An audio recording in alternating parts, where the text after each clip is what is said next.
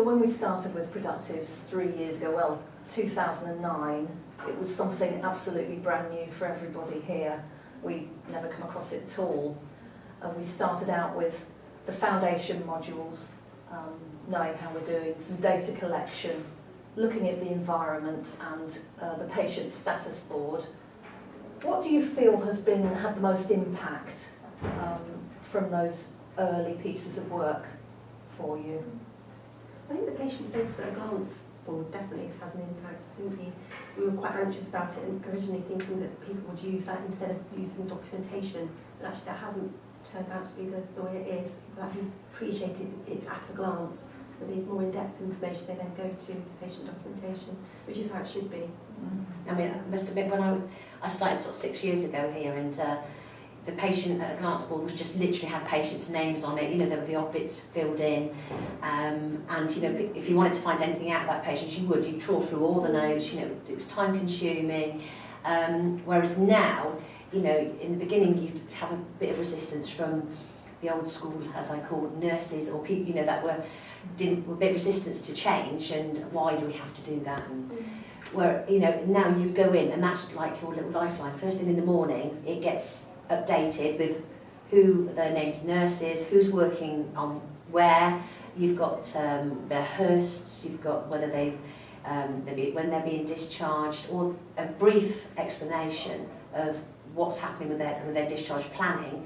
Then you can go to the notes and then find out if you want more in-depth information. So I think everybody now updates it, you know, just regularly, just as part of their day. It's become the norm, hasn't it, really? Yeah, it's become the norm.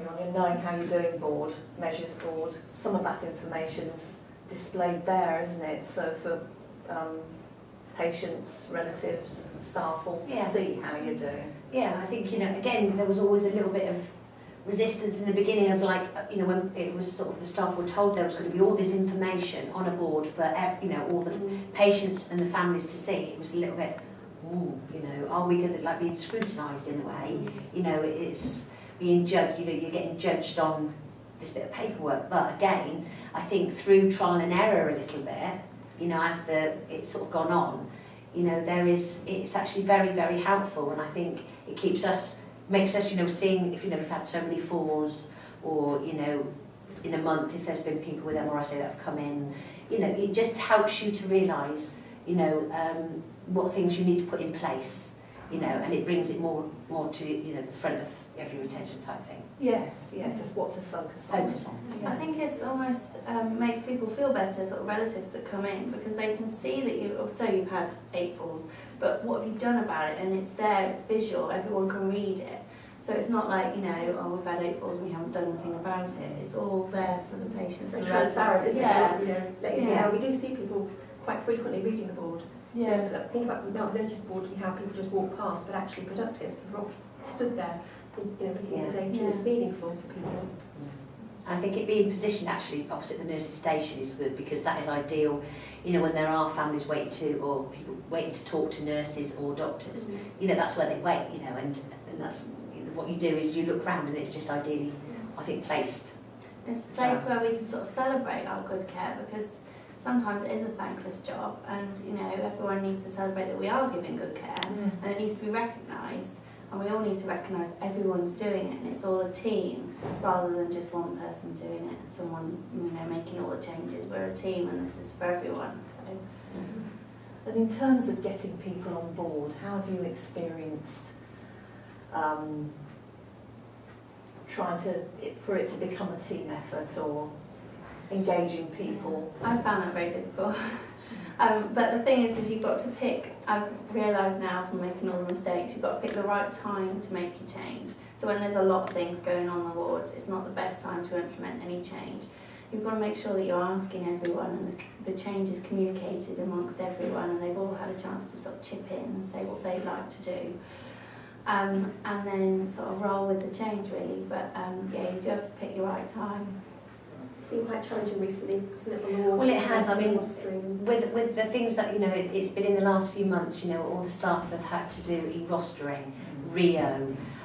You know, there's major sort of like changes happening on the ward. And then when you try and implement something like trying to just keep the lockers tidy, you know, and you're trying to talk to the staff, look, you know, can we just have a meeting by the performance board? Can we, you know, even just to do that is very difficult because the staff are so busy because they know they've got all this, and I think it's trying to, you know, sort of get people to realise that this is still just as important, but it's finding time for the staff, you know, the staff to find time to fit it all in, you know, and I think that's the big pressure at the moment. I think that goes back to, like you say, to make a change, it needs to be at the right time, you know, and it just happens to be that at the moment, I don't think anything's the right time because it's just so much going on. It's very, very difficult for everybody. Very, very demanding at the moment. You've got to make it current on what's on the ward as well. Yeah. You know, to the issues on the ward.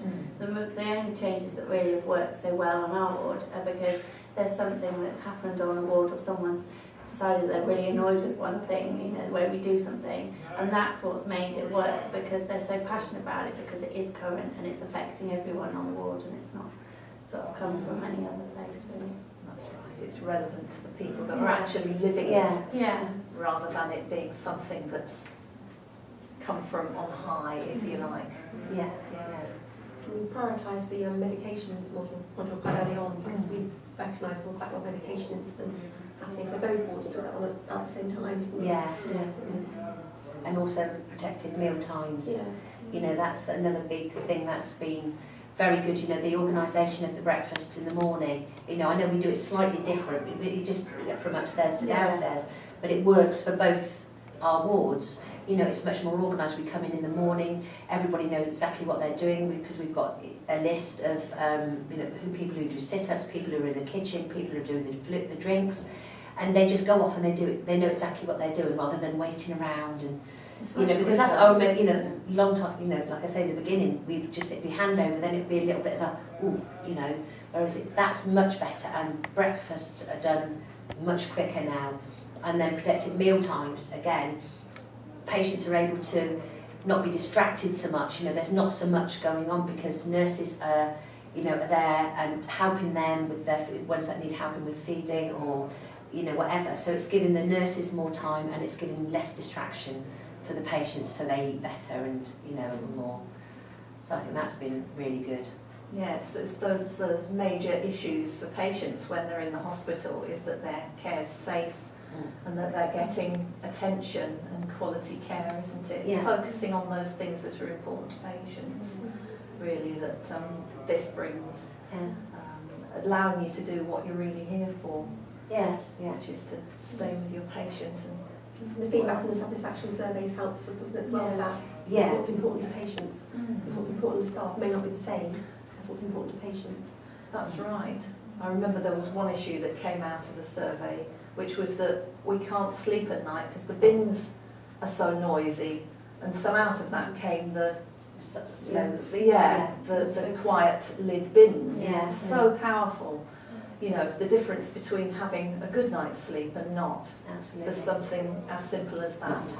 And if you think about perhaps in a bit of a shift in the way of thinking about things in general, where we're asked for ideas at this level and that ideas are really celebrated and important.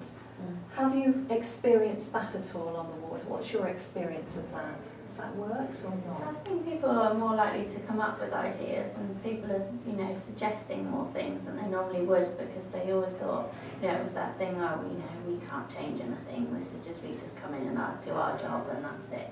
You know, so there is getting a bit more of a culture where they feel like they can change and they can do things, and seeing that change that they've sort of suggested is a real confidence boost and kind of then empowers other people because then they feel, well, if you can do it, I can do it kind of thing. So, yeah. We try really hard not to make it just the facilitators' jobs to come up with the ideas. Actually listening to everybody, isn't it? Yeah. And, I rarely come up with the ideas. Well, and some people do and some people don't, Yeah. don't they? It's something you got or you haven't got. So. I think if you get people involved in certain aspects of, oh, would you help me do this? And I think that gives them, oh, they're asking me to actually, you know, and it gives them a little bit of a focus then. And that's when I think some of the ideas, you know, that it gets them thinking more about, oh, you know, what could we do to make this better, you know, and then that's when they come forward, you know, and it's the, you know, your HCAs, it's everybody that come up with really good ideas sometimes, Yeah. you know, and, you know, it's just all working together and trying different things. Having isn't a it? go. Yeah, having a go, Having yeah. a bit of a Just go having a go and, rather than not just... being worried about that. Yeah, yeah.